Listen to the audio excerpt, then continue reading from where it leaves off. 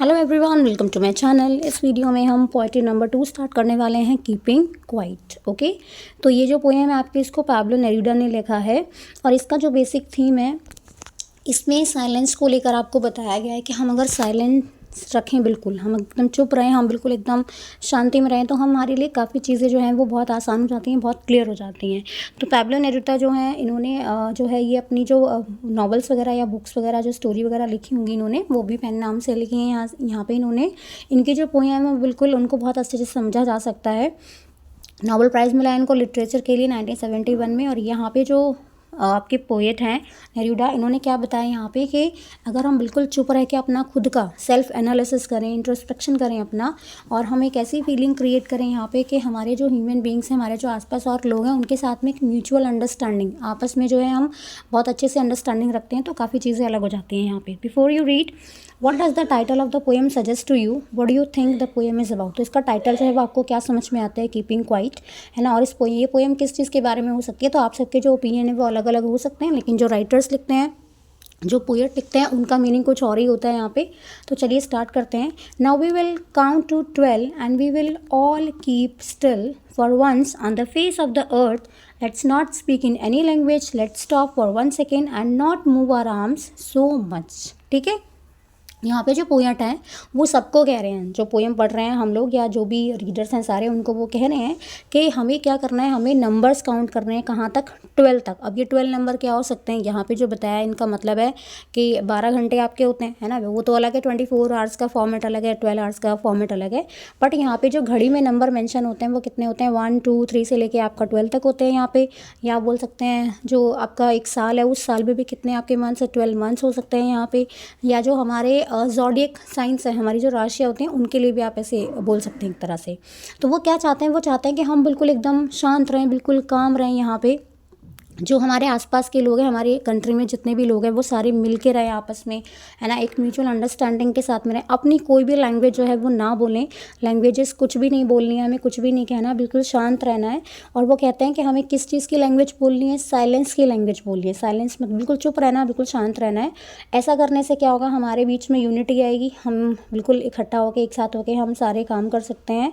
और पूरी जो अर्थ है उस पर बिल्कुल साइलेंस रहेगा, कोई किसी को अलग नहीं समझेगा बिल्कुल भी। तो वो कहते हैं कि जस्ट 1 सेकेंड के लिए बिल्कुल जो है हमें बिल्कुल नहीं मूवमेंट करना है, अपना हाथ नहीं मूव कर रहा है, कुछ भी नहीं मूव करना है, ना फाइट करनी है, ना किसी से आर्ग्यूमेंट करना है, बिल्कुल शांति रखनी है। नेक्स्ट स्टेंजा पे चलते हैं। It would be an exotic movement, एक second, exotic movement without rush, without engines, we would all be together in a sudden strangeness. Fishermen in the cold sea would not harm whales, and the man gathering salt would look at his hurt hand. तो second stanza में हमें क्या बताया गया है यहाँ पे, वो कहते हैं कि किसी को भी वो कोई जल्दी नहीं होगी, है ना, कोई इंजन्स नहीं रन हो रहे होंगे, कोई काम नहीं कर रहा होगा, सारे जितने भी लोग हैं वो बिल्कुल शांत होंगे, क्वाइट होंगे, काम होंगे, एक अलग सा एटमॉस्फेयर क्रिएट होगा यहाँ पे, है ना। और ये स्ट्रेंज क्यों बोला गया यहाँ पे, क्योंकि ऐसा पहले कभी नहीं हुआ होगा। वो कहते हैं कि जितने भी जो पर्सन्स हैं आपस में, वो क्या करेंगे, किसी को हार्म नहीं करेंगे, किसी को कोई नुकसान नहीं पहुंचाएंगे। फिशरमैन क्या करते हैं, मछलियां पकड़ने के लिए जाते हैं ना समुद्र में या कहीं भी, तो वो क्या करेंगे, वो मछलियों को नहीं पकड़ेंगे, वेल्स को कोई भी जो है वो नुकसान नहीं पहुँचाएंगे। कि वो क्या करते हैं, वो जो सी फूड है वो तो खाने के लिए यूज़ करेंगे ना, मछलियाँ जो भी सब है यहाँ पे, तो किसको नुकसान नहीं पहुंचाएगा, चाहे खाने के लिए। अब ये मत समझना कि वेल को खा रहे हैं, ठीक है। तो मतलब कहने का मतलब है कि उनका एक सोर्स है उनकी सर्वाइवल का, है ना, मीन्स ऑफ अर्निंग है उनके लिए। जितने और जो लोग हैं वो काम करते होंगे और भी, तो जैसे यहाँ पे जो लोग सॉल्ट में काम करते हैं, सॉल्ट इकट्ठा कर रहे हैं, तो उनके हाथों में कोई भी जो है चोट नहीं होगी, कोई भी इंजरी नहीं होगी। तो वो ये कह रहे हैं कि अपने आप को कोई भी डैमेज जो है वो यहाँ पे नहीं करेंगे। आगे देखते हैं। अपने हाथों में जो उनकी इंजरीज़ है, जो उनके हाथों में हर्ट हो गए होंगे जो उनके हाथ, वो उनको देखेंगे। कौन लोग, जो सॉल्ट को कलेक्ट कर रहे हैं। आगे देखो, those who prepare green wars with gas, wars with fire, victory with no survivors, would put on clean clothes and walk about with their brothers in the shade doing nothing. What I want should not be confused with total inactivity. Life is what it is about. I want no truck with death. ठीक है, इसको एक बार देख लेते हैं यहाँ पे।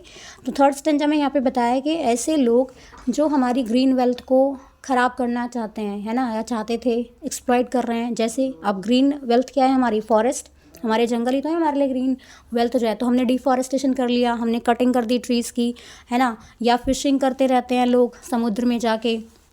Soldier जो वेपन वगैरह यूज़ करते हैं वो क्या करते हैं, साथ में अपने किसी भी दूसरे ह्यूमन बीइंग को आसानी से मार देता है। कोई भी फाइट करने के लिए जाता है, कोई भी वॉर में जाता है, तो वो कहता है कि सबको अपना अपना टाइम लेना चाहिए, बिल्कुल इनएक्टिविटी की स्टेट होनी चाहिए, कोई मूवमेंट कुछ नहीं होना चाहिए।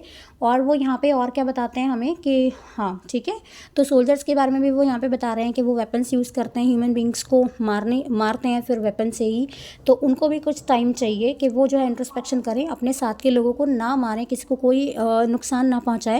वो कहते हैं कि अपने नए कपड़े पहने वो बिल्कुल, और एक नई अप्रोच जो है उसको फॉलो करें लाइफ की तरफ। ये रियलाइज़ करें कि हम किसी को मार के ना हमें विक्ट्री नहीं मिलती है, बल्कि हम क्या करते हैं, अपनी कंट्री का ही तो लॉस कर रहे हैं। या अगर हम किसी दूसरी कंट्री के लोगों को भी मार रहे हैं तो हम वहाँ पे भी क्या कर रहे हैं, हम उस कंट्री का नुकसान कर रहे हैं।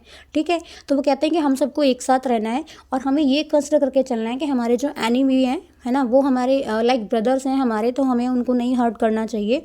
और वो यहाँ पे क्या प्रमोट कर रहे हैं, वो कह रहे हैं कि हमें भाईचारे की फीलिंग को वो प्रमोट करते हैं यहाँ पे, बिल्कुल पीस रखना है, बिल्कुल यूनिटी रखनी है। और वो क्या कहते हैं, वो ये नहीं चाहते हैं कि हम अपना काम रोक दें, है ना, ये नहीं कह रहे हैं कि आप बिल्कुल एकदम फ्री हो जाओ, कुछ भी मत करो, बट वो ये चाहते हैं यहाँ पे कि हम एक ऐसा टाइम रखें, है ना, कुछ टाइम लें, एनालाइज करें अपनी आप खुद को इंट्रोस्पेक्शन करें हम। राइट, आगे देखते हैं यहाँ पे 4th स्टैंजा देख लेते हैं यहाँ पे हम। Okay, if we were not so single-minded about keeping our lives moving, and for once could perhaps a huge silence might interrupt this sadness of never understanding ourselves and of threatening ourselves with death।